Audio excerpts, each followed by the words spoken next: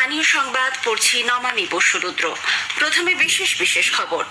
আসন্ন লোকসভা নির্বাচনে রাজ্যে প্রতিদিন কোথায় কত কেন্দ্রীয় বাহিনী ব্যবহার করা হচ্ছে স্বরাষ্ট্র মন্ত্রককে তার রিপোর্ট আকারে পাঠাতে হবে বলে নির্বাচন কমিশন নির্দেশ দিয়েছে। লোকসভা নির্বাচনে প্রথম দফার ভোট গ্রহণের জন্য মনোনয়ন জমা দেওয়ার কাজ আগামীকাল শেষ হচ্ছে। শারীরিকভাবে অসুস্থ ব্যক্তিদের ক্ষেত্রে সম্পত্তি রেজিস্ট্রি করার নিয়ম বদল করা হচ্ছে। দোলের দিন অভব্য আচরণের জন্য কলকাতায় 305 জনকে গ্রেপ্তার করা হয়েছে। বিভিন্ন জেলা থেকে একাধিক দুর্ঘটনার খবর এসেছে। আইপিএল ক্রিকেটে কলকাতা নাইট রাইডার্সের পরবর্তী খেলার সূচি প্রকাশ করেছে বিসিসিআই। আসি বিস্তারিত খবরে। আসন্ন লোকসভা নির্বাচনে রাজ্যে প্রতিদিন কোথায় কত কেন্দ্রীয় বাহিনী ব্যবহার করা হচ্ছে স্বরাষ্ট্র মন্ত্রককে তার রিপোর্ট আকারে পাঠাতে হবে বলে নির্বাচন কমিশন নির্দেশ দিয়েছে। মুখ্য নির্বাচনী আধিকারিকের দপ্তর সূত্রে জানা গেছে, আগামী শুক্রবার থেকে প্রতিদিন বাহিনীর সমন্বয়কারী অফিসারকে এই রিপোর্ট পাঠাতে হবে। কোথায় কত বাহিনী মোতায়েন করা হবে তার জন্য মুখ্য নির্বাচনী আধিকারিক এবং রাজ্য পুলিশের ডিজির সঙ্গে কেন্দ্রীয় বাহিনীর প্রতিনিধিকে নিয়মিত সমন্বয় রাখার কথা বলা হয়েছে। প্রয়োজনে বাহিনীকে নিয়ে যাওয়ার জন্য রেলকে বিশেষ ট্রেন দেওয়ার কথা বলেছে। উল্লেখ্য, লোকসভা নির্বাচন অবাধ ও শান্তিপূর্ণ করতে এপ্রিলের শুরুতেই আরো 27 কোম্পানি কেন্দ্রীয় বাহিনী রাজ্যে আসছে। এর মধ্যে সিআরপিএফ 15 কোম্পানি, বিএসএফ ও 5 এবং সিআইএসএফ 7 কোম্পানি। কেন্দ্রীয় স্বরাষ্ট্র মন্ত্রক রাজ্য সরকারকে চিঠি দিয়ে কথা জানিয়েছে। আগেই রাজ্যে এসেছে 150 কোম্পানি কেন্দ্রীয় বাহিনী। লোকসভা ভোটের প্রথম দফায় আগামী 19 এপ্রিল কোচবিহার, আলিপুরদুয়ার ও জলপাইগুড়ি লোকসভা আসনে ভোট নেওয়া হবে। এর প্রেক্ষিতে ভোটকর্মীদের প্রশিক্ষণ দেওয়ার কাজ শুরু করেছে নির্বাচন কমিশন। মহিলা ভোটকর্মীদেরও দেওয়া হচ্ছে প্রশিক্ষণ। এদিকে এই দফায় মনোনয়ন জমা দেওয়ার কাজ আগামীকাল শেষ হচ্ছে। পরদিন সেগুলি পরীক্ষা করে দেখা হবে।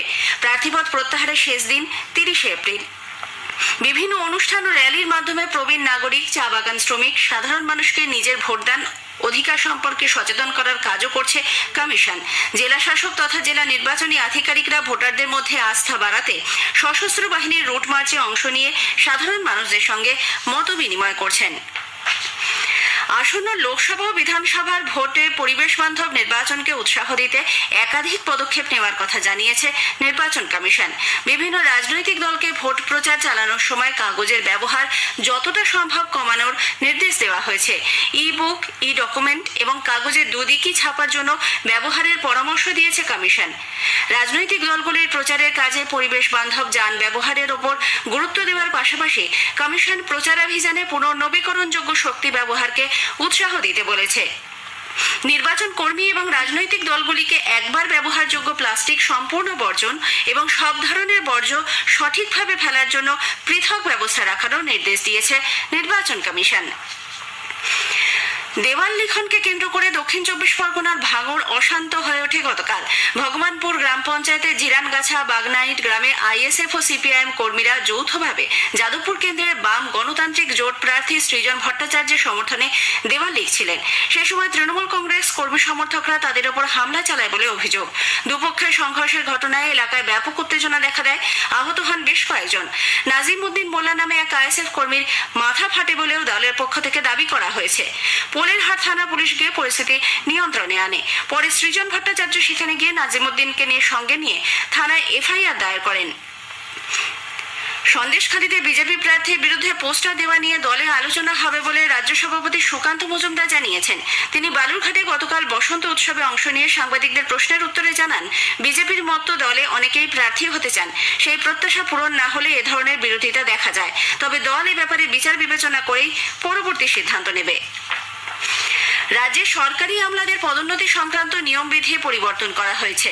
কোনো আমলা যদি অন্তত 2 বছর যুগ্ম সচিব পদে দায়িত্ব সামলান, তবে তাকে পদোন্নতি দিয়ে সচিব পদে বসানোর বিষয়ে ভাবনা চিন্তা করা হবে বলে কর্মীবর্গ প্রশাসনিক সংস্কার দপ্তর থেকে জারি করা এক নির্দেশিকায় জানানো হয়েছে।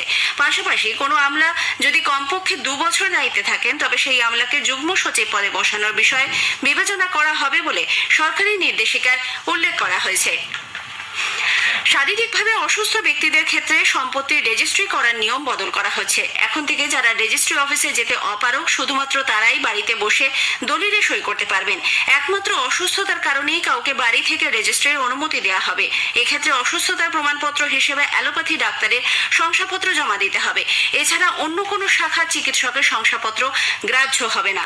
এই শংসাপত্র সহ নিকটবর্তী রেজিস্ট্রি অফিসে আবেদন করা হলে অসুস্থ ব্যক্তিকে বাড়ি থেকে সই করার অনুমতি দেওয়া হবে। তবে তার আগে রেজিস্ট্রেশন অফিস থেকে অসুস্থতার বিষয়টি যাচাই করে দেখবেন আধিকারিকরা।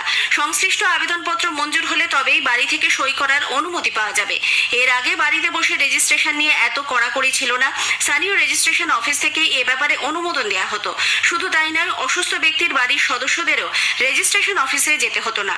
সকলেই বাড়িতে বসে সই করতে পারতেন। কিন্তু এবার থেকে যিনি অসুস্থ হবেন কেবল তাকেই বাড়ি থেকে সই করার অনুমতি দেওয়া হবে। স্থানীয় সংবাদ শুনছেন আকাশবাণী কলকাতা কেন্দ্র থেকে। এখন বিজ্ঞাপন, এরপর রয়েছে আরো খবর। গত 5 বছর ধরে আমাদের থেকে দিল্লির জমিদাররা 4,60,000 কোটি টাকা কর হিসেবে নিয়ে গেছে। অথচ আমাদের হকের 1,60,000 কোটি টাকা জোর জবরদস্তি আটকে রেখেছে। আপনার কি মনে হয় এটা ঠিক?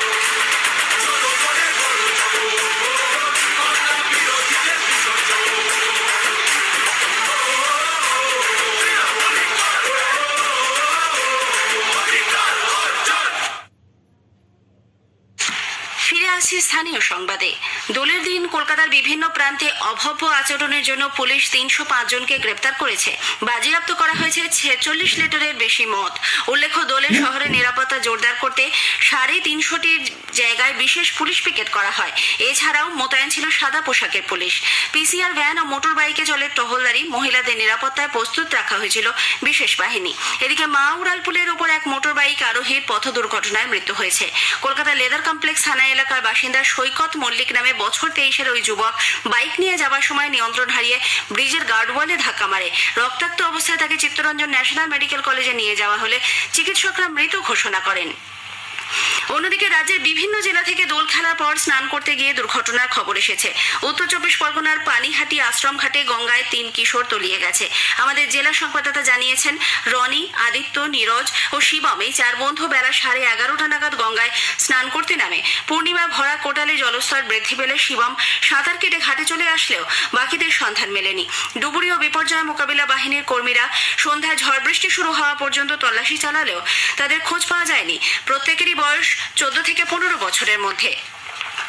এদিকে দোল খেলে স্নান করতে গিয়ে জলে ডুবে বাঁকুড়া ও পূর্ব বর্ধমান এই 2 জেলায় 4 কিশোরের মৃত্যু হয়েছে। এদের মধ্যে 2 জন সহোদর ভাই। বাঁকুড়ার বরজোড়ার কৃষ্ণনগর এলাকায় বন্ধুদের সঙ্গে দামোদর নদে স্নান করতে গিয়ে তলিয়ে যায় বছর 15 সোনু কুমার ও তার ভাই 13 বছরের সানি।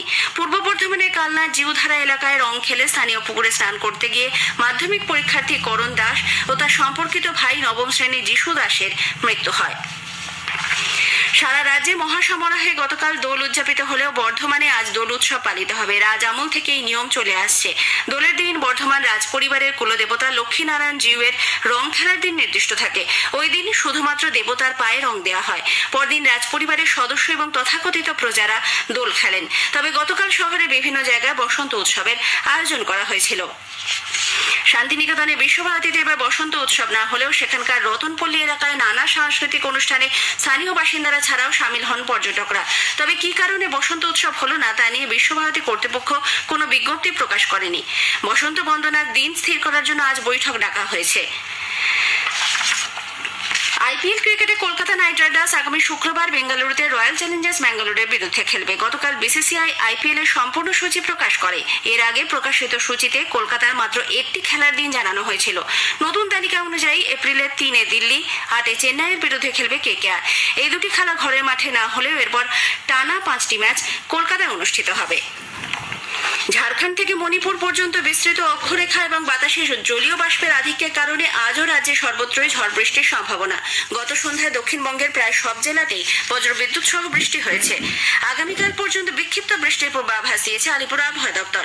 এদিকে কলকাতায় আজ সর্বনিম্ন তাপমাত্রা রেকর্ড করা হয় স্বাভাবিকের 1 ডিগ্রি কম, 22.7 ডিগ্রি সেলসিয়াস। শেষ করার আগে স্থানীয় সংবাদের বিশেষ কিছু অংশ আরও একবার। আসন্ন লোকসভা নির্বাচনে রাজ্যে প্রতিদিন কোথায় কত কেন্দ্রীয় বাহিনী ব্যবহার করা হচ্ছে স্বরাষ্ট্র মন্ত্রককে তার রিপোর্ট আকারে পাঠাতে হবে বলে নির্বাচন কমিশন নির্দেশ দিয়েছে। লোকসভা নির্বাচনে প্রথম দফার ভোট গ্রহণের জন্য মনোনয়ন জমা দেওয়ার কাজ আগামীকাল শেষ হচ্ছে। আইপিএল ক্রিকেটে কলকাতা নাইট রাইডার্সের পরবর্তী খেলার সূচি প্রকাশ করেছে বিসিসিআই। স্থানীয় সংবাদ শেষ হলো।